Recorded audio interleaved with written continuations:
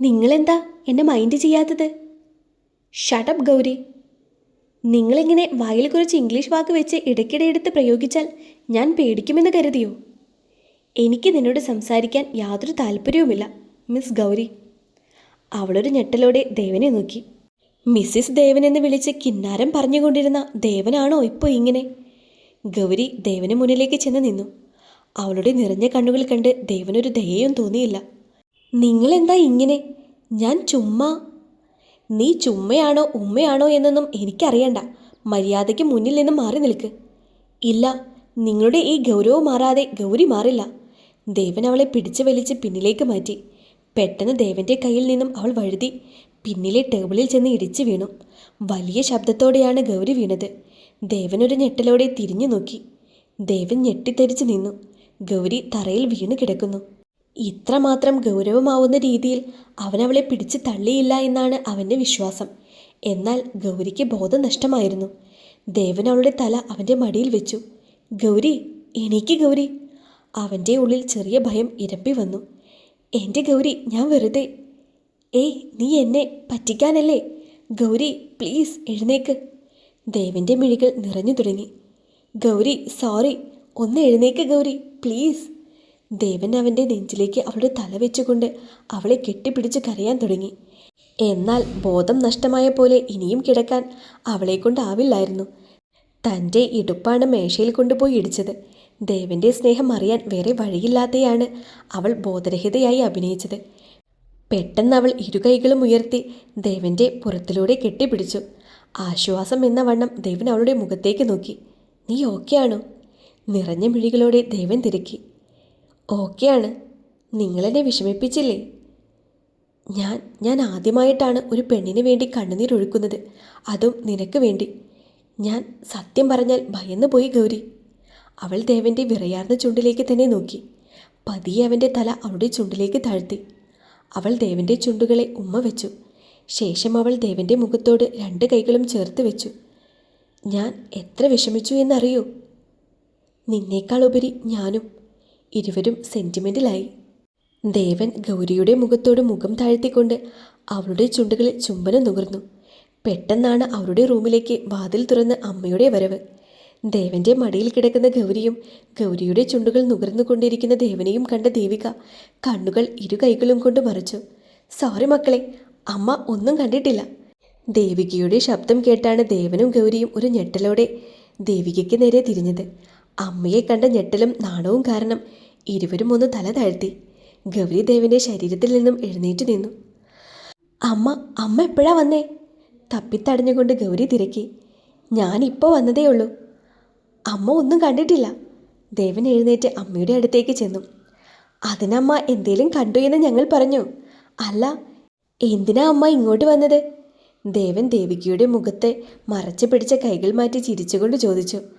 മക്കളെ, അമ്മ നിങ്ങളുടെ വഴക്ക് വഷളാവരുത് എന്ന് പറയാൻ. അതൊക്കെ അപ്പോഴേ തീർന്നമ്മേ. ഇവളെ കെട്ടിപ്പിടിച്ച് ഒരു ഉമ്മ കൊടുത്താൽ തീരുന്ന പ്രശ്നമേ ഉള്ളൂ. ദേവൻ്റെ സംസാരം കേട്ട് ഗൗരിക്ക് നാണം വന്നു. അവളുടെ തല പതിയെ താഴ്ന്നു. എന്നാൽ ദേവിക ചിരിച്ചുകൊണ്ട് ദേവൻ്റെ തോളിൽ പിടിച്ചുകൊണ്ട് പറഞ്ഞു. ഇടയ്ക്കൊക്കെ നിൻ്റെ അച്ഛൻ്റെ സ്വഭാവമാണ് നിനക്ക്. പിന്നെ ഇല്ലാതിരിക്കുമോ? മത്തം കുത്തിയ കുമ്പളം മുളക്കില്ലല്ലോ. എന്നാ എപ്പോഴാ അമ്മയ്ക്ക് ഈ ദേവൻ മത്തയിൽ നിന്നും ഒരു കുഞ്ഞു മത്തൻ കിട്ടുക? ദേവൻ തിരക്കി. എപ്പോഴാ എന്നെ ഒരു മുത്തശ്ശിയാക്കുന്നേ എന്ന്. അമ്മയ്ക്ക് ഇപ്പോൾ വേണം. എങ്കിൽ പുറത്തേക്ക് നിൽക്ക്. അയ്യേ, ഗൗരി നാണത്തോടെ ദേവനെ നോക്കി പറഞ്ഞു. ഇവൻ്റെ ഒരു കാര്യം. ദേവിക ദേവൻ്റെ കവളിൽ നുള്ളിക്കൊണ്ട് ഒന്ന് ചിരിച്ചു. നിങ്ങൾ എപ്പോഴും സന്തോഷത്തോടെ ഇരിക്കണം, അമ്മയ്ക്ക് അത്രയേ ഉള്ളൂ. അതും പറഞ്ഞ് ദേവിക അവിടെ നിന്നും പോയി. ദേവൻ്റെയും ഗൗരിയുടെയും വിവാഹം ഒരു ചെറുവിവാഹമായതുകൊണ്ട് തന്നെ ബിസിനസ്സുകാർക്കൊന്നും അതിനെപ്പറ്റി വലിയ ധാരണയൊന്നും ദേവൻ നൽകിയിരുന്നില്ല. ഇന്ത്യയിലെ തന്നെ ടോപ്പ് 100 യങ് ബിസിനസ്മാരിൽ ഒരാളായിരുന്നു ദേവൻ. അതുകൊണ്ട് തന്നെ ദേവനെ ചുറ്റിപ്പറ്റി ഒരുപാട് പെൺകുട്ടികൾ ഉണ്ടായിരുന്നു അവൻ്റെ ഓഫീസിൽ പോലും. ഗൗരി ഓഫീസിൽ ചെല്ലുമ്പോൾ പോലും പലർക്കും ദേവൻ അവളുടെ മേൽ അധികാരം എടുക്കുന്നതിൽ വലിയ ദേഷ്യമായിരുന്നു. കൂടെയുള്ളത് ദേവൻ്റെ ഭാര്യയാണെന്ന് ദേവൻ്റെ അടുത്ത ചില ഫ്രണ്ട്സിനെ മാത്രമാണ് അവൻ അറിയിച്ചത്. പോരാത്തതിന് അത് മറ്റുള്ളവർ അറിയരുത് എന്നും ദേവൻ നിർബന്ധമായിരുന്നു. ഇതൊരു ഉടമ്പടി കല്യാണമായതുകൊണ്ട് തന്നെയാണ് ദേവൻ പലരിൽ നിന്നും ഇത് മറച്ചു വെച്ചതും. ദേവന്റെ ഓഫീസിൽ തന്നെ ദേവനെ ആരാധിക്കുന്ന ഒരുപാട് പെൺകുട്ടികളുണ്ടായിരുന്നു. എന്നാൽ ദേവനാവട്ടെ അവരുടെ നോട്ടവും സംസാരവും തന്നെ വല്ലാതെയാക്കിയിരുന്നു. എല്ലാവരുടെയും പെരുമാറ്റം അവൻ ആസ്വദിച്ചു. പക്ഷേ അതിര് കടന്ന് ആരോടും ദേവൻ പെരുമാറിയിരുന്നില്ല. ഓഫീസിൽ ദേവന്റെ പിന്നാലെ നടന്നുകൊണ്ടിരുന്ന കോഴിയാണ് അനീറ്റ. അവൾക്ക് ഗൗരിയെ തീരെ ഇഷ്ടമല്ല. അനീറ്റയ്ക്ക് ദേവനോട് ഒരു വലിയ പ്രണയം തന്നെയാണ്. അത് ദേവനും നല്ലതുപോലെ അറിയാമായിരുന്നു. എന്നാൽ ആ പ്രണയത്തിന് ദേവൻ നിന്നില്ല.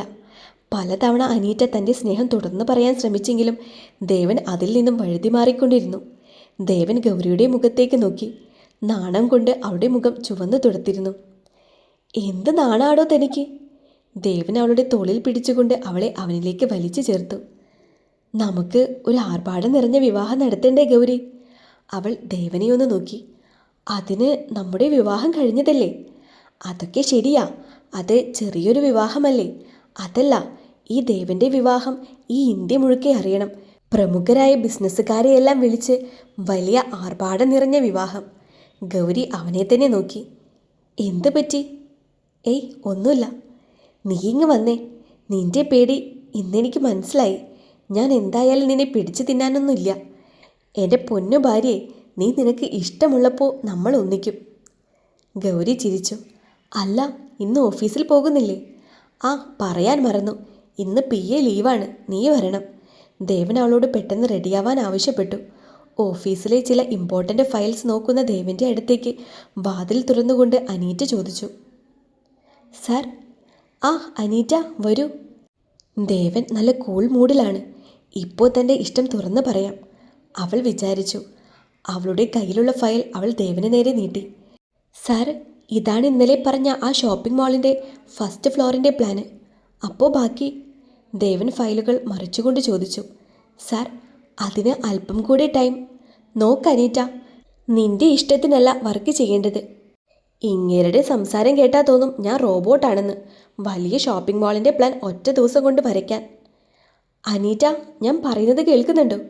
പെട്ടെന്ന് അവൾ ഞെട്ടി ദേവനെ നോക്കി. താൻ ഏത് ലോകത്താണ്? ദേവൻ ദേഷ്യത്തോടെ തിരക്കി.